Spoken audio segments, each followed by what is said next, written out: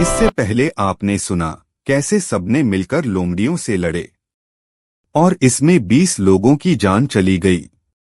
और अभी वो सभी एक ऐसे भयानक और चालाक शेर के सामने खड़े थे जिसने हजारों लोगों का शिकार किया हो।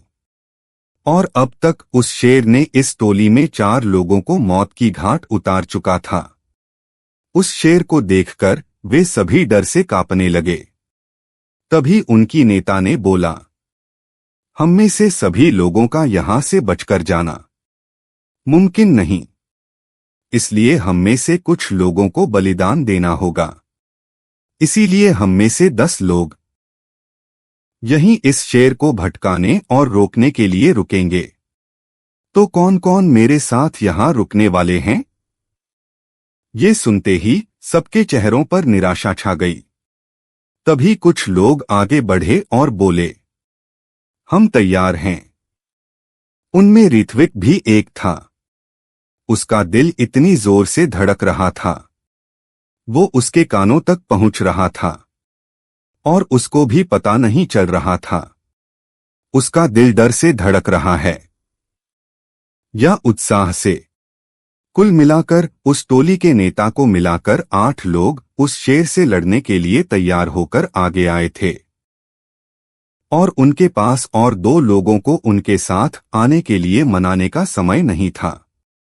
इसलिए वो नेता बोला, ठीक है, बाकी सभी आगे बढ़ो, हम इस शेर को रोकते हैं।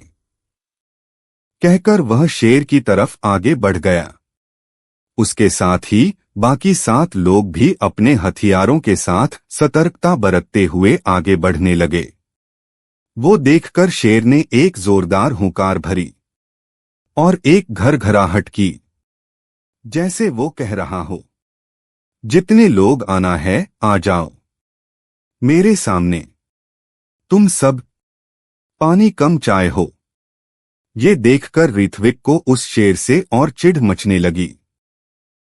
तभी वो शेर उन 8 में से एक पर जोरदार छलांग मारकर झपटने की कोशिश की, लेकिन वो लड़का सतर्क था, इसलिए तेजी से बच गया। लेकिन उस शेर का लक्ष्य वो लड़का था ही नहीं, उसके पीछे एक और इंसान खड़ा था। इसलिए जैसे ही उस लड़के ने बगल हटकर अपने आप को बचाया, वो पीछे खड़ा इंसान शेर की शिकंजे में आ गया। वो शेर उस इंसान को अपने नीचे दबाकर ऐसे फाड़ा, उसे देखने वाले सब लोगों के चेहरे डर से पीले हो गए और कुछ की तो आंखें भी लाल हो गईं। इसके बाद तो वहां कोई लड़ने की हालत में ही नहीं था।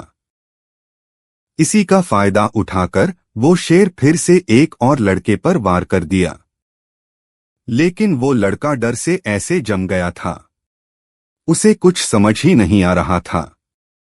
वो शेर उस लड़के के इतनी करीब पहुंच गया, उसकी पंजे उस लड़के की गर्दन पर लगने ही वाली थी।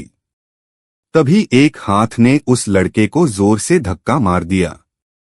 इससे वो लड़का उस शेर की पंजे से बाल बाल बच गया। तभी शेर सहित सभी लोग धक्का देने वाले इंसान को देखने लगे। वो ऋत्विक था। तुरंत वो शेर गुस्से से ऋत्विक को देखते हुए एक गुर्राहट निकाली और ऋत्विक की ओर दौड़ने लगा। पता नहीं उस वक्त ऋत्विक के अंदर इतनी हिम्मत कहां से आ गई। वो उस शेर से भिड़ने के लिए तैयार हो गया। तुरंत वो भी उस खूंखार शेर की तरफ भागने लगा। ये देखकर वहां मौजूद हर एक इंसान हैरान थे और ऋत्विक के लिए परेशान भी थे। तभी वो शेर ऋत्विक की ओर झपट्टा मारने के लिए एक जोरदार छलांग मारी। वो छलांग इतनी ऊंची थी जिसके नीचे पूरे के पूरे 2 ऋत्विक गुजर सकते थे। जैसे ही उस शेर की पंजे ऋत्विक को लगने वाला था, तभी ऋत्विक ने उस शेर के नीचे से एक पलटी मारी और शेर की दूसरी तरफ चला गया। ऋत्विक को अपने वार से बचता देख वो शेर और भी गुस्से में आ गया और ऋत्विक की तरफ फिर से दौड़ने लगा। तभी बाकी 6 लोग भी उस शेर पर हमला करने लगे। अब तक उन सबको अपने आप को संभालने का वक्त मिल गया था और अब वो सभी मिलकर शेर पर वार किए जा रहे थे। उसी के बीच उस शेर ने और 2 लोगों को मार दिया। अब सिर्फ 8 लोगों में 5 ही बचे थे और उन सभी को ये भी पता था अगर वे इस शेर को नहीं रोके तो ये शेर बाकी टोली और छोटी मालकिन के पीछे भी जा सकती है। तो सभी उस शेर को यहां वहां भागकर उलझाने लगे। लेकिन उस चालाक शेर को उनकी योजना समझ आने में ज्यादा समय नहीं लगा। तुरंत वो शेर उनका पीछा छोड़ उस पालकी जिस रास्ते पर गई थी वहां जाने लगी। तुरंत उसके सामने एक हट्टा कट्टा इंसान आ गया। ये उस टोली का नेता था। लेकिन वो शेर नहीं रुका और उस नेता की तरफ तेजी से बढ़ने लगा। तभी एक खंजर उस शेर की पीठ के आर पार घुस गई। ये ऋत्विक की खंजर थी। तुरंत ऋत्विक उस घोंपी हुई खंजर को जोर से मरोड़ने लगा। तुरंत उस शेर के मुंह से दर्द की एक हुंकार उठी।